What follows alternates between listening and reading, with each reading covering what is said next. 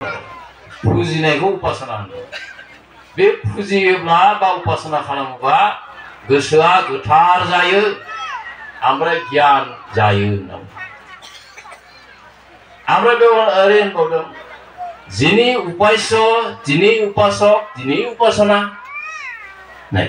ओरैबो होनदों। उपास्य माने खुलुमजाग्रा फुजिजाग्रा बेखौ उपास्य होनो। सोर उपास्य? ज्योति स्वरूप सान नारायणआ उपास्य बा परमात्माया उपास्य। ओमफ्राय जों उपासक। उपासक जों जे उपासना खालामदों बा खुलुमदों जोङो उपासक खुलुमग्रा। उपासक माने खुलुमग्रा। ओमफ्राय मा होनबावदों? उपासना दिनै उपासना होनदों बेनो उपासना बेनो सिबिथाय बेनो खुलुमनाय। सोरखौ होनदों? बे सासेखौनो होनदों। बेनो खुलुमजाग्रा बेनो खुलुमग्रा बेनो खुलुमनाय बा बेनो सिबिथाय सासेखौनो होनदों। माबादि? गावखौनो होनदों। माबादि? दे बुंदों दहाय आमि के होननायाव आं सोर होमबा आं सोर बेखौ नायदो जे बेवहाय मा दं? हा दै अर बार अख्रां अखाफोर सान दं। सान माने जिउ दं। बे जिउ गैयाबा बे हा दै अर मोदोमा थाबावगोनसे। बे ज्योति साननि सक्ति थायाबा चेतन सक्ति थायाबा बे बेवहाय मोदोमाव हा दै अर बार थाबावगोन। होमबा आंहा बै ज्योति आत्मा बा जिउ ज्योति स्वरूप आत्मा बेसो आं। होमबा बे जे आं जे दं बेयो रावबो नङा बै ज्योति स्वरूप चेतन शक्ति।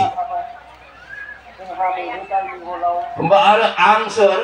आंनो उपास्य जाबाय ओमफ्राय आंनो उपासकबो जाबाय। मानोना आं आमुक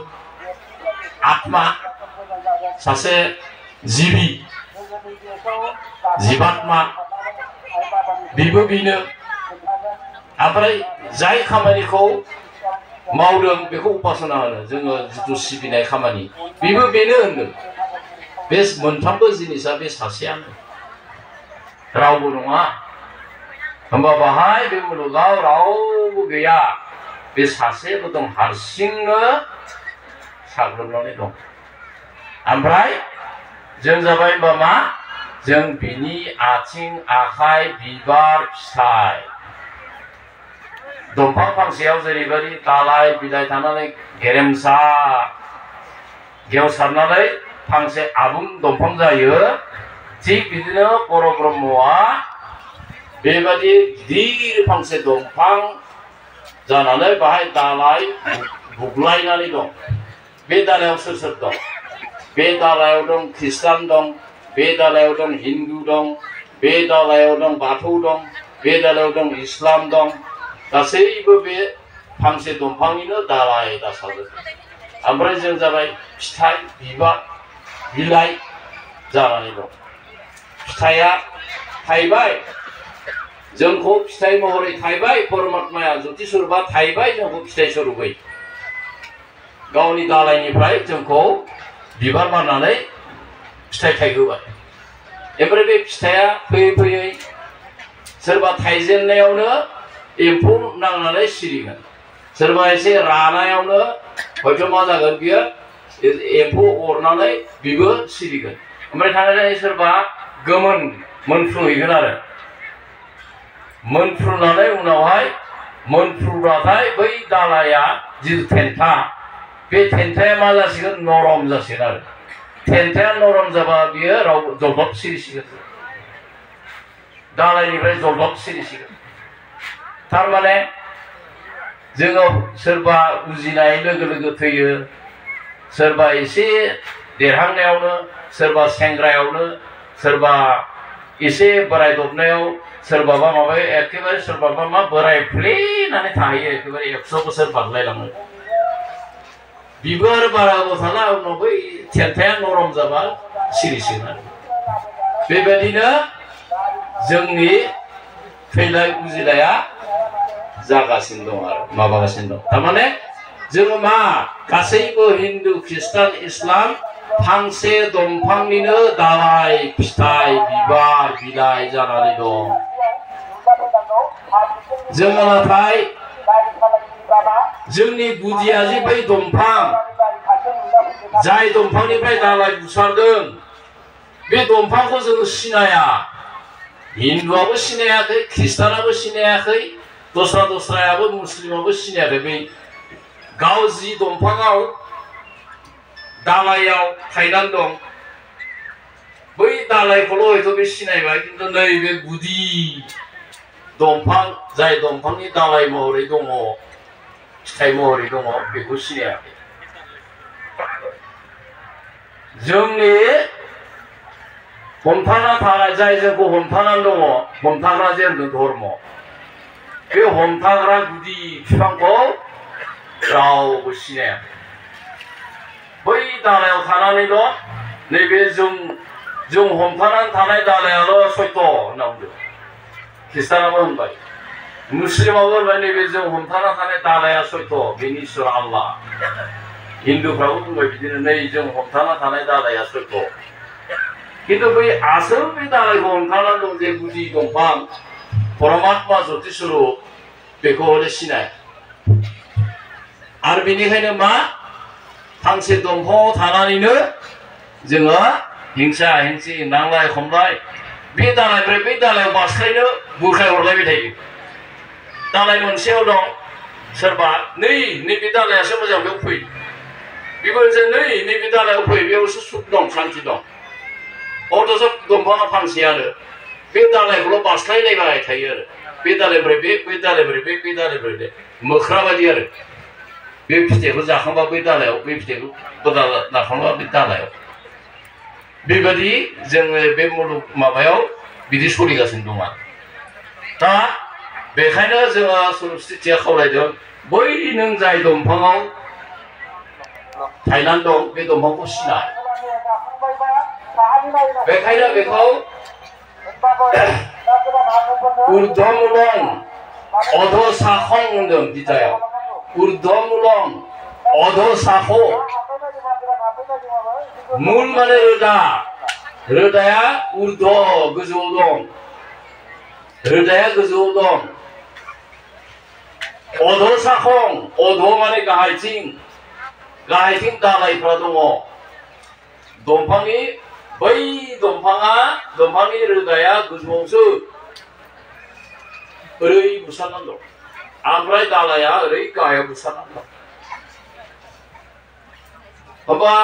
रोदा सोरखौ बुंहरखो बै गोजौआव थानाय ज्योति सानखौ रोदा होनना बुङो उर्ध्वमूलं ओइ रोदाया गोजौआवसो दं ओमफ्राय दालाया नै गाहायाव बुसारनानै दं गाहायाव मा दं हा दै अर बार अख्रां बे बुसारनानै दंफैयो आरो बाहाय जोङो हिन्दु ख्रिस्टान मुस्लिम दालाय थायनानै दं ओरैहाय दंफाङा उल्टासो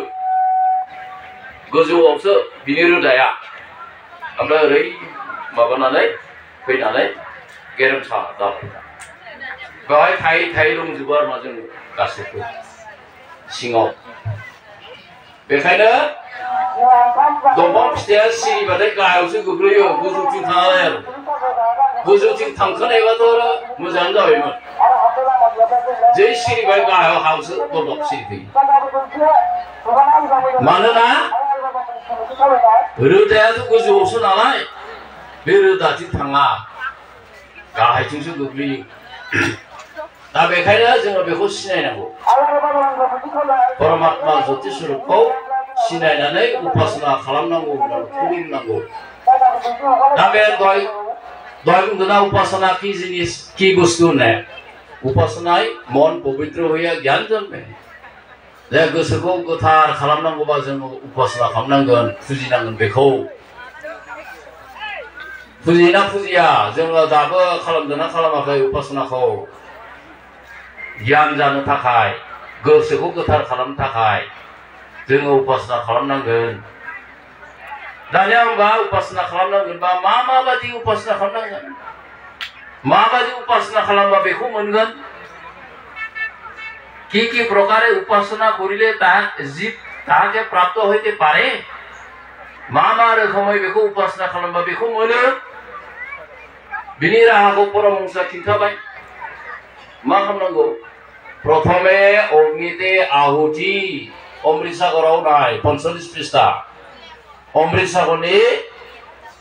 45 पृष्ठा बे माबायाव बांलायाव आरो बर'आव बे आलदा जागोन बे पृष्ठाया बाहाय उपासनानि प्रकार बाहागोखौ होना दं उपासनार अंग मोनब्रै अंग खिन्थादों एक नम्बराव मा प्रथमाव अराव आहुति अराव आहुति होयोब्ला मा जायो बेखौथ' परम कल्याण गीतानि यज्ञ तत्व होनाय दं बियो 134 बिलायाव यज्ञ की होननायाव ईश्वरारि प्रीत्यर्थे चित्त शुद्धिर निमित्त शास्त्रे यज्ञाहुतिर विधि यज्ञाहुति नाना प्रकार আপনাদের কৃত সর্বকার্য যজ্ঞাহুতি আপনারা যে সুগন্ধ সুমিষ্ট পদার্থ অগ্নিতে হোম করিতেছেন ও করাইতেছেন ইহা এক প্রধান যজ্ঞ ইহাতে বিঘ্ন নাশ দুঃখ নিবৃত্তি সুখ প্রাপ্তি ইহাতে অন্তঃকরণ শুদ্ধ হইয়া জ্ঞানোদয় হয় ইহাতে সময় মতো জল হইয়া জীবের পালন হয় ইহা অবশ্য কর্তব্য यार करने कल्याण अकरणे प्रत्याह्वान जग की जग होब्ला मा जायो बेयाव बुंजोबनाय दं परम कल्याण गीतायाव आरो गोबां दंबावोसो अमृतसागरनियावबो आरो दंबावो ओंखायनो जगखौ होनो थिनदों उपासनानि थाखाय ओमफ्राय अकल बेवहाय बुंबावदों जगल' होबा जाया उपासनाया मा खालामनांगौ क्षुधार्तके अन्न जल दान दुर्बलेर सहायता नग्नेर आस्वादन अज्ञेर शिक्षा एक कथाय अभाबीर अभाब मोचन द्वारा जीव सेवा महत् यज्ञ इहाते ईश्वरर प्रसन्नता जानिबे नै बेखिनिखौ खालामोबासो ईश्वरनि प्रसन्नता ईश्वरा खुसि जायो जग्गल' होनानै थाबा जाया थारमाने नैबे उखैनायनो गांनायनो दै होनाय उखैनायनो आदार होनाय गाननो जोमनो गैयैनो जि जोम होनाय ओमफ्राय रोङैफोरखौ फोरोंनाय गियान होनाय बुंनो थाङोब्ला फंसे रावजों अभाबीनि अभाब मोचन खालामनाया जाबाय महत् यज्ञ जोङो यज्ञखौ प्रधान यज्ञ महत् यज्ञ बेबायदिबो मोनबाय नै होमबा दा उपासनाजों लोगोसे जों बेखौबो मावफाब्लासो मा जायो ईश्वरा प्रसन्न जायो खुसि जायो होमबा बेखौ खुसि खालामनायानो उपासनानि थांखि नङा होमबा बे ईश्वरखौ खुसि खालामनायासो दा जोंनि खुलुमनायनि थांखिया नथुबा अकल अराव आहुति होनायल'जों जाजोबा होननानै होनायाथ' होखानांगोन मानोना मन पबित्र जानांगोन ना गोसोआ गोथार जायो गियान उदय जायो बेखौ होबाय थाब्लासो ओंखायनो एक नम्बराव यज्ञ उपासनानि बेलायाव यज्ञ होनांगौ द्वितीयते